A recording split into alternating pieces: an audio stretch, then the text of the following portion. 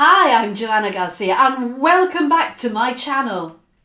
Now I'm not just a little bit excited about today because today's piece is one that just makes you feel uplifted and happy. Those pieces when you're practicing them and you can't help but smile. This is one of them.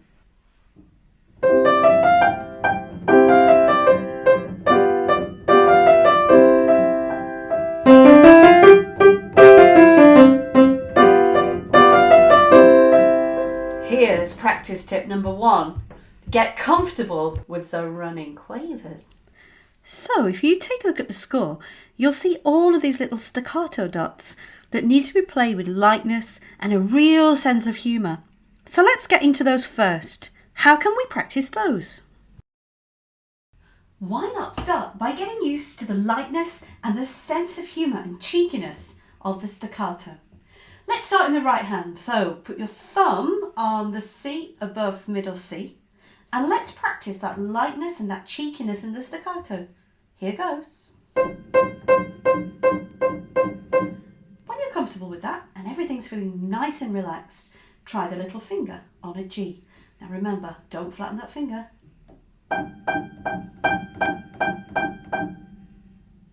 When you're comfortable with that, let's try 4 in each. 1, 2, 3, 4. 1, 2, 3, 4. And then let's bring in the left hand. You're going to start with your little finger on the C. And again, keep that lightness, keeping that sense of humour at all times.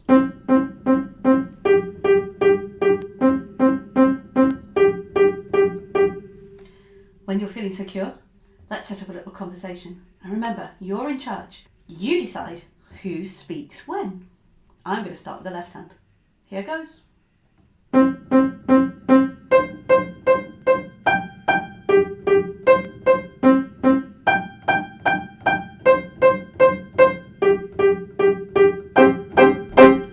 Little Playmates is full of these running quavers that go up and down. Let's take a look at where they are in the music. So it's really important to get to grips with these, as they're so much a part of the character of the piece. You know, the most important thing we can do when we play the piano is to use our ears. So when you're playing these running quavers, be sure to be listening for how light and even the quavers are.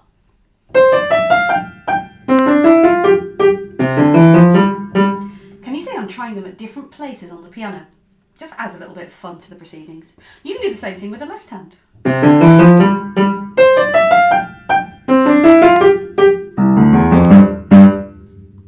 Another thing you can do is practice playing these at different dynamics.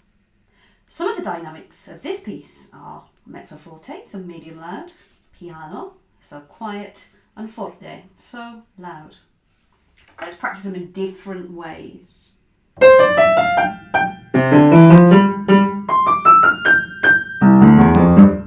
about if I come back down?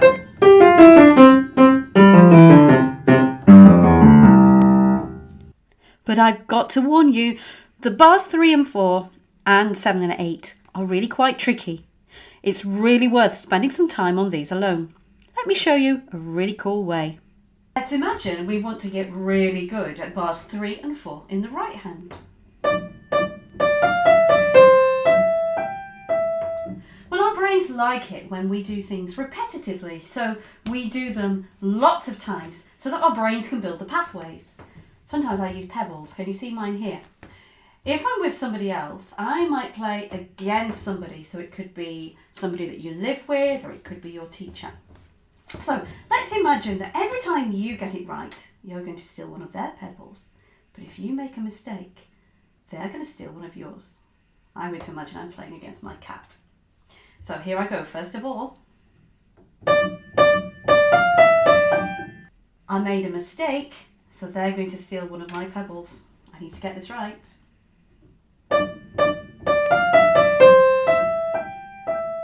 Yes, I got it. So I'm going to move it back.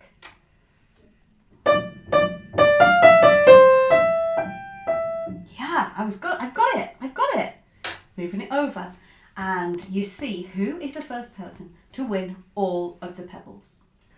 And here's practice tip number 2. become a chord master of the left hand. Chords are tricky, right?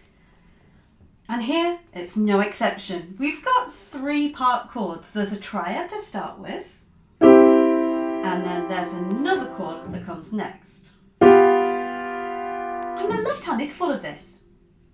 But we need to get really sure of these chords so that when we play them, we can be sure that the notes will go out together. So let's start by breaking up the chords. Start with the first triad. Now all I'm doing is I'm just splitting it up from bottom to top. And then I'm going to alternate that with the next chord, seeing how the two of them work together. And back to the first chord. Here's a tip for you I think is really important. Don't just focus on the quavers of the right hand. Think about the left hand.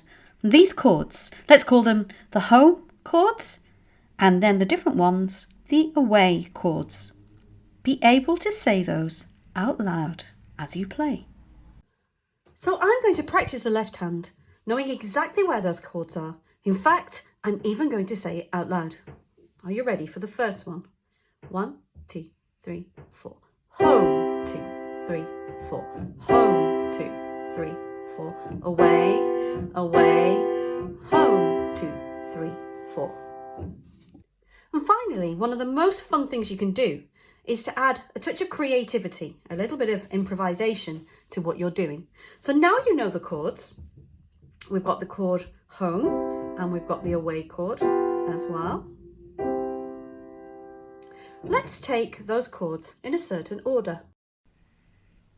So we have home, home, away, and finally home. So over the top of that pattern, you're going to put your right hand thumb, the C above middle C, and you're going to see if you can fit some of the notes from this pentascale, those 5 notes, with the left hand chords. Let's see how I get on.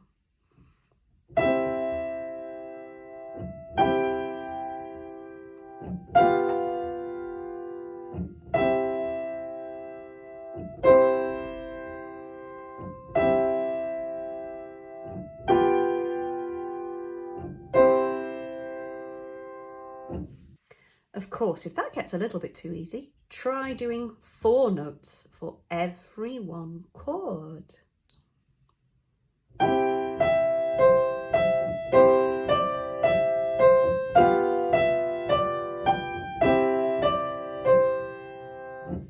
I just want to say a huge thank you for watching my channel, and don't forget to hit the subscribe button. What do you think, Delilah?